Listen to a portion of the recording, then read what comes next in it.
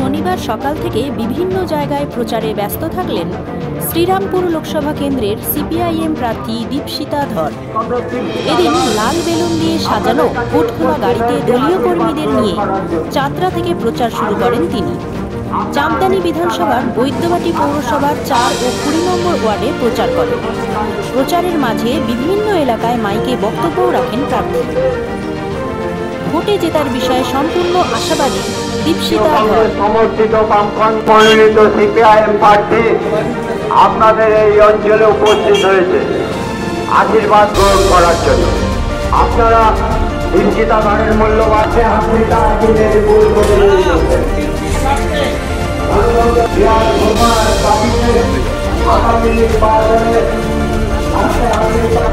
আপনাদের সামনে উপস্থিত হয়েছে আশীর্বাদ গ্রহণ করার জন্য।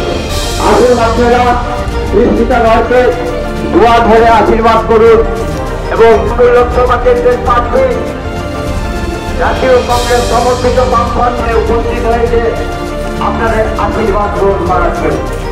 আসুন আপনারা দীপশিতা ধরকে দোয়া ধরে আশীর্বাদ করুন এবং আগামী নির্বাচনে কাঁচরাহাতুড়ি তারা চিহ্নে বিপুল ভোটে জয়ী করুন।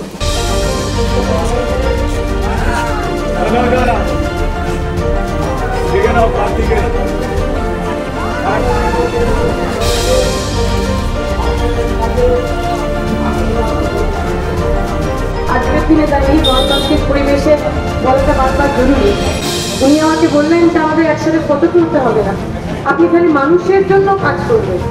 অনেকে অনেক প্রতিশ্রুতি দিয়েছেন, 50 বছর ধরে বলেছেন যে আমরা মন্দিরে এই বানিয়ে দেবো ওই বানিয়ে দেবো। আমরা বলছি তা বানাতে হবে না, আপনি মানুষের জন্য কাজ করুন, সেটাই আপনার আসল কাজ। আপনারা প্রত্যেকে আমাদের সঙ্গে থাকবেন, আমরা যেন সাধারণ মানুষের জন্য কাজ করতে পারি।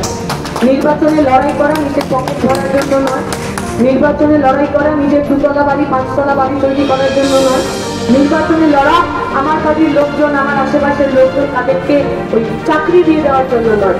নির্বাচনে লড়া যাতে যে মানুষের প্রয়োজন, যে মানুষের মাথার উপর ছাদ নেই, যে শিক্ষিত বেকার যুবক এখনো চাকরি পায়নি, যে মেয়েটা এখনো পর্যন্ত তার সম্মানের জন্য লড়াই করে, তাদেরকে ভালো রাখা, তার জন্য আমাদের রাজনীতিতে আসা। আগামী 20শে মে আপনারা ভেবে দেখবেন বিগত 15 বছর ধরে যাদের আপনাদের সুযোগ দিলেন তারা সত্যি আপনাদের জন্য সাধারণ মানুষের জন্য কি কি করেছে। আপনার বিপদে আপনার অসুবিধায় আপনার এলাকার সাংসদকে আপনি কতবার আপনার পাশে পেয়েছেন। আর গণতন্ত্রের নিয়ম এটাই, আমরা প্রত্যেককে সুযোগ দিই। সে যদি পরীক্ষায় পাস করে আমার সুযোগের সদ্ব্যবহার করে তাহলে তাকে আরেকবার সুযোগ দিই, আর আমার সুযোগে যদি সে ব্যর্থ হয় তাহলে তাকে বদলে দিই। যেমন আমার মায়েরা যখন ওই রুটি করে দেখবেন রুটির একটা দিক কখনো আগুনের দিকে অনেকটা সময় রাখেন না, উল্টাতে পাল্টাতে, যাতে রুটি দুদিকটাই তৈরি হয়ে যায় এবং রুটিটা সুস্বাদু। একটা দিক বেশিক্ষণ ওই আগুনের মধ্যে থাকলে সেই দিকটা জ্বলে যায়। সরকারটাও তেমন, একটা রাজনৈতিক দল অনেকদিন সরকারে বসে থাকলে সেটাও আর কাজের থাকে। তাই আসুন গণতন্ত্রের নিয়ম মেনেই সরকারকে, নেতাকে, মন্ত্রীকে, এমপিকে একটু উল্টে পাল্টে দিই, প্রত্যেককে কাজ করতে দিই এবং যে মানুষ কাজ করবেন না, কোনো এলাকা কোনো পৈতৃক সম্পত্তি নয়, আপনি আমার সাধারণ মানুষের পাশে না দাঁড়ালে আপনাকেও যে আমরা বলতে দিতে পারি গণতন্ত্রের এই অমর সত্যটিকে আমরা সবার কাছে পৌঁছে দিই। এই আশা ভরসা রেখে আমার বক্তব্য শেষ করলাম। ধন্যবাদ। ভোট বাড়বে তবেই আমরা জিতবো। আমরা জেতার জন্য লড়ছি, সেকেন্ড থার্ড ভোট বাড়ানোর জন্য লড়ছি না। সাধারণ মানুষ চাইছে শ্রীরামপুরে বদল হোক, 15 বছরের অপশাসনের অবসান। আর আপনার এই যে কত ছাড়া পাচ্ছেন এখানকার যে সাধারণ মানুষ খুবই স্বতঃস্ফূর্ত, তারা 15 বছরের অপশাসনের বদল চায়, এবার তারা পাচ্ছে।